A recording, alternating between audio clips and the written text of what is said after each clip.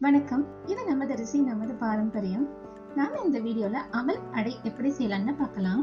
குழந்தைங்களுக்கு summer holiday டைம்ங்கிறதுனால அவங்களுக்கு தேவையான போது சட்டுன்னு ஊற வச்சு சாப்பிடுற மாதிரி லேஸ் அவல் இந்த முறை தயார் பண்ணியிருக்கோம். மல்லிகை ஆர்கானிக்ஸில் வாங்கி பயன்பெறுங்கள்.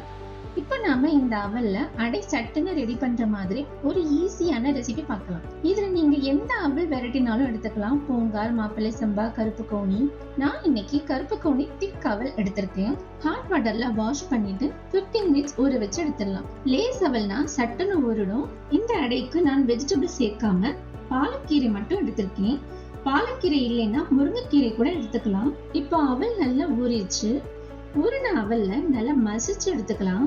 இதுல ஒரு கப் ராகி மாவு தேவைக்கேற்ப உப்பு சேர்த்து நல்லா மாவு பதத்திற்கு பிசைஞ்சு எடுத்துக்கலாம்.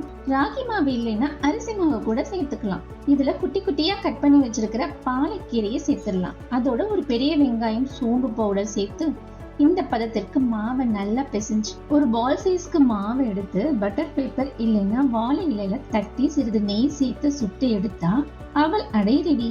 இதற்கு சைட் டிஷ்ஷா கேப்சிகம் சட்னி எப்படி செய்யலாம்னு பார்க்கலாம்.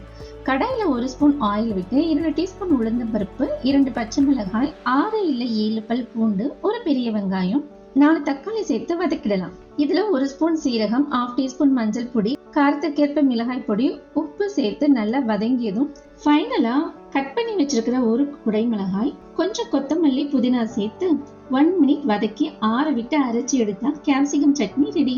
அவல் அடைக்கு இந்த சட்னி ஆப்டா இருந்தது.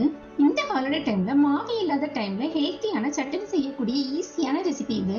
நீங்களும் ட்ரை பண்ணி பாருங்க. Thank you all.